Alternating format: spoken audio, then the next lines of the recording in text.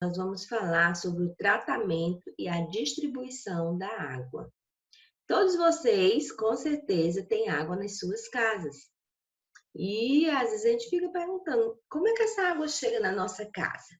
Existe todo um processo para que esta água chegue na sua casa de forma que ela possa ser consumida por você. Chega potável. E isso acontece nas estações de tratamento de água, que fazem o tratamento e também fazem a distribuição, que é levar água para todos os bairros, para todas as casas.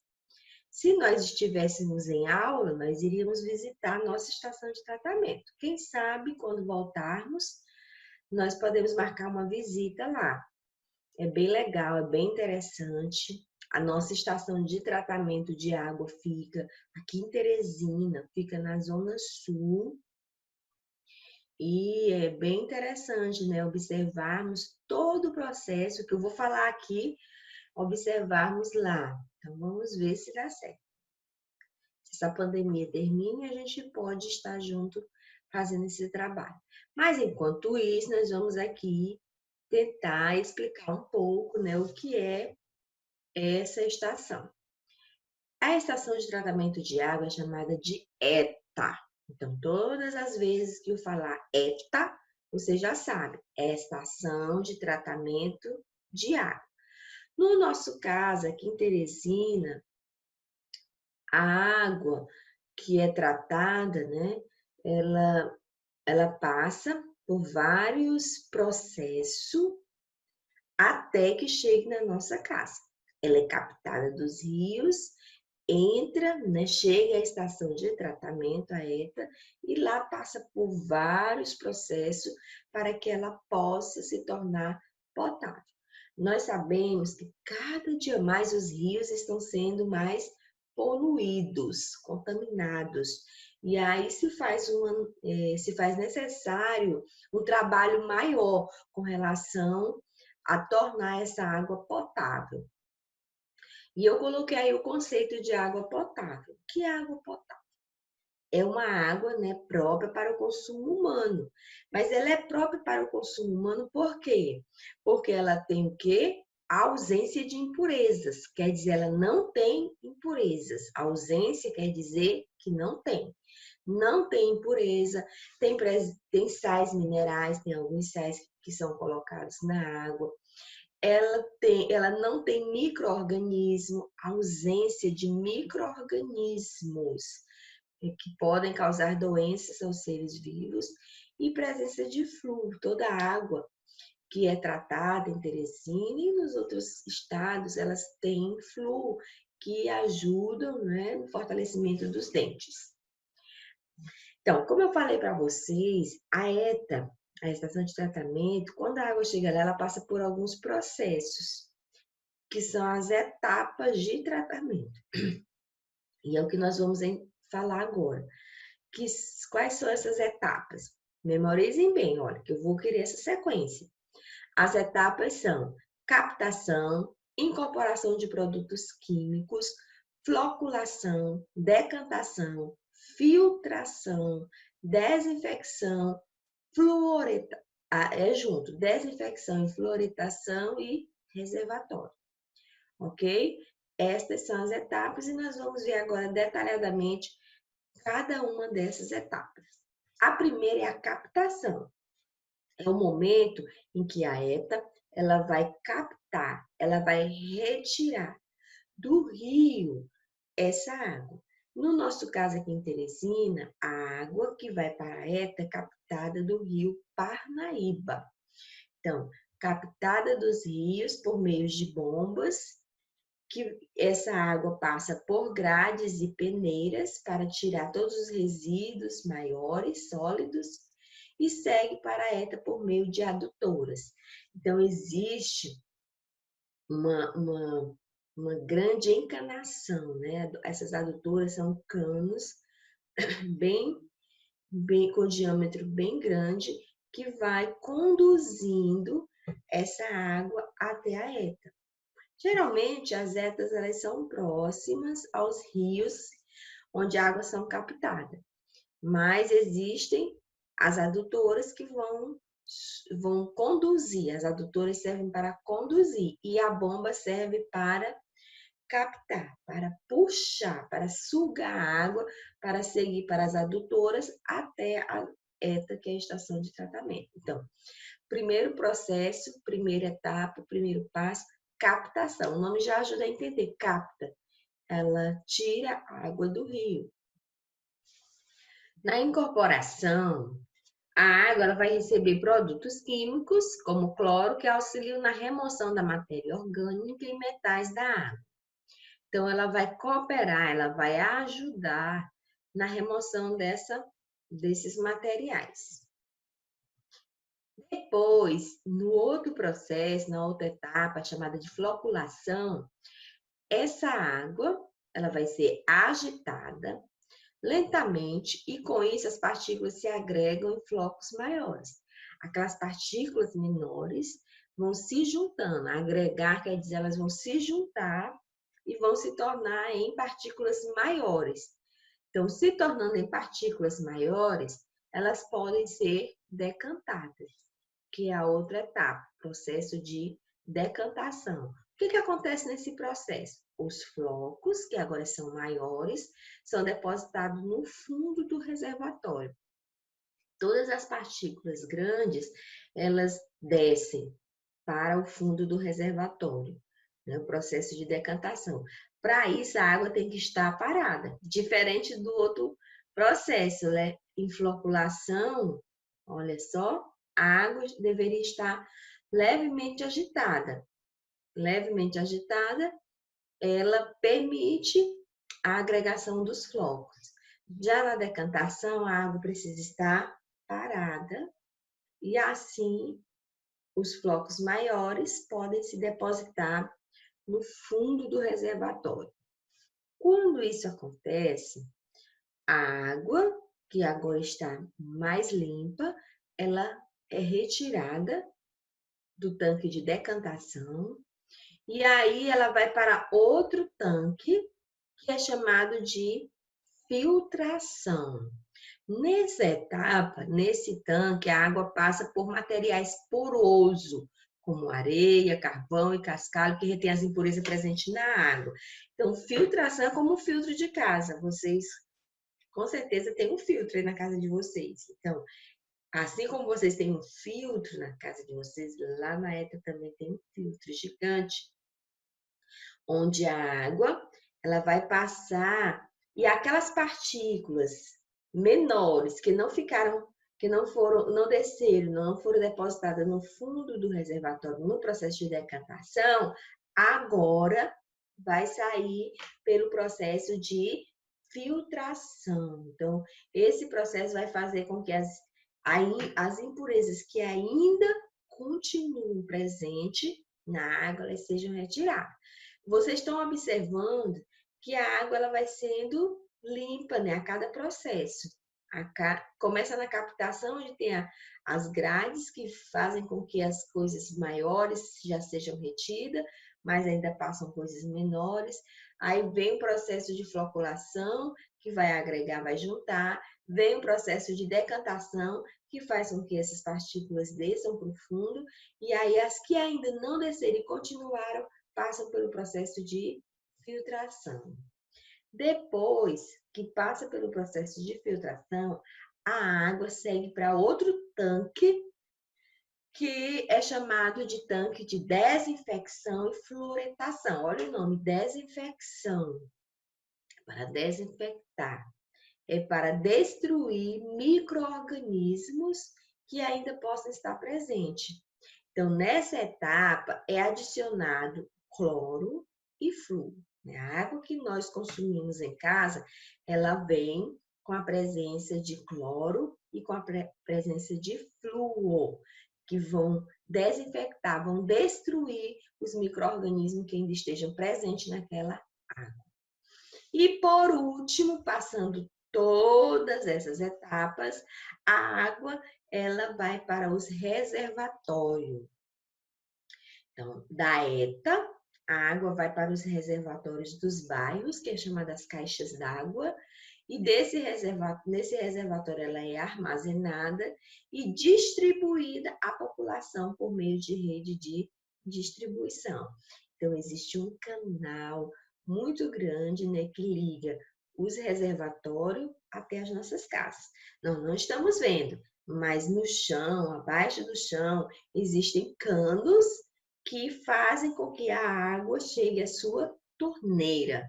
Canos que vêm dos reservatórios que tem água que foram tratadas na ETA, na Estação de Tratamento de Água.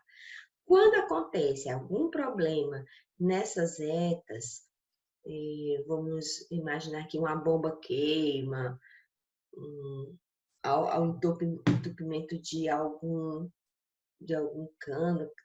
canal, então, a distribuição de água é interrompida. Aí acontece que muitas vezes acontece nas nossas casas. A água falta. Por quê? Porque eles precisam desligar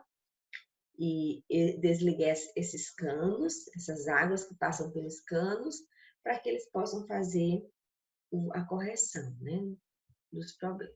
Então, é muito importante, gente, a ETA, porque ela permite que a água chegue na nossa casa de uma forma potável. Às vezes eu já vi pessoas perguntando assim: ah, mas a água é da natureza, por que eu tenho que pagar pela água? Bem, a água está na natureza, mas a água, do jeito que está na natureza, ela não pode ser consumida pelo ser humano, ela precisa passar por um tratamento. E nós pagamos por todo esse processo de tratamento de água. Nós pagamos porque a água, ela é retirada da natureza, mas passa por um processo de tratamento. Nós pagamos por este tratamento. Por isso, gente, que é importante nós cuidarmos da nossa água, dos nossos rios, evitando a poluição. Porque quanto mais poluída for a água, mais difícil é tratar essa água, mais recursos a ETA terá que usar. Quanto mais recursos a ETA tem que usar para tratar a água, mais alto será a nossa taxa de água.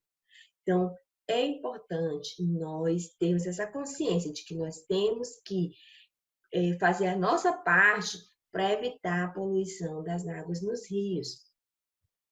Então, muitas vezes, querido, por atitudes erradas, acontece dos nossos rios se tornarem extremamente poluídos, como nós temos visto atualmente. Tanto o nosso rio aqui, Parnaíba, como os rios de várias cidades, nós temos observado, né, uma degradação desses rios.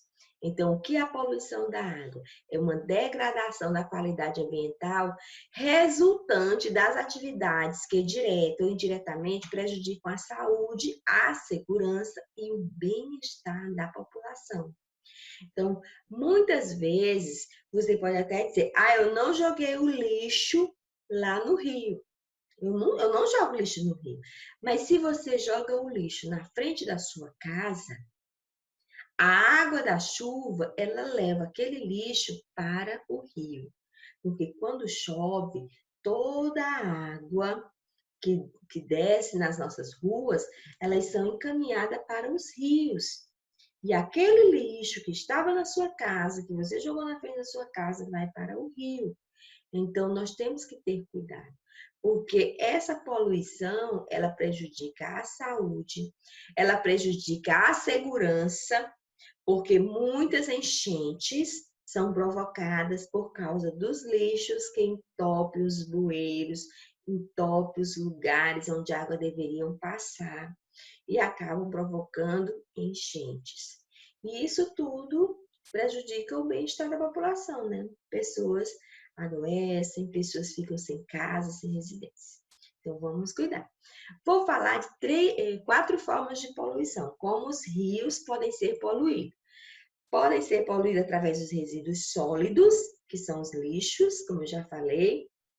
Quando a pessoa coloca lixo na rua ou diretamente no rio, ela está poluindo os rios. Isso pode acontecer. Então, tenha muito cuidado. Não jogue lixo na rua. guarde, deposite o lixo no lugar certo. Outra forma de poluição da água também são os agrotóxicos, que são lançados, né, na plantação. E quando chove, a água da chuva lava essa plantação e leva todo o agrotóxico para os rios. E os nossos rios acabam ficando contaminados. A poluição também é causada pelos navios petrolíferos, né, que muitas vezes provocam vazamento ou lançam fora, né, lançam diretamente, infelizmente eles fazem isso, lançam diretamente nos rios e mares, eles lançam restos de resíduos, né, que eles não usam mais. Então, acabam prejudicando os rios e quando há vazamento, esses óleos acabam destruindo, né, matando alguns animais e prejudicando até o ecossistema. E a outra forma de poluição dos rios são os esgotos. Infelizmente aqui no nosso estado, todos os esgotos são lançados diretamente nos rios. Então, todo aquele lixo, aqueles resíduos que são sujeiras, que estão nas ruas, são lançados do mesmo jeito que estão nos esgotos, diretamente nos rios. Agora, imagina, todos os dias os rios recebendo vários esgotos. Esgotos industriais, esgotos domésticos nos rios. Então, a poluição, a contaminação é muito grande. Bem, essas medidas que a gente precisa fazer no ambiente para melhorar é chamado de saneamento básico. Muito importante, gente. Saneamento básico é um conjunto de serviços compreendidos como a distribuição de água potável, que entra a questão da ETA, a coleta e tratamento de esgoto, que é a ET, e a drenagem urbana e coleta de resíduos sólidos. Então, tudo isso faz parte do saneamento básico. Então, o saneamento básico são medidas para melhorar o aspecto da nossa cidade no que está relacionado à água, ao lixo, à questão do tratamento dos resíduos que contaminam o nosso ambiente. Então, as medidas de saneamento básico são medidas extremamente importantes. E a ET, que eu falei para vocês, é a Estação de Tratamento de Esgoto. Dois nomes interessantes que nós aprendemos hoje. ETA, Estação de Tratamento de Água, e ET, Estação de Tratamento de Esgoto. E o que é essa Estação de Tratamento de Esgoto? É o local aonde vai todo o esgoto da cidade.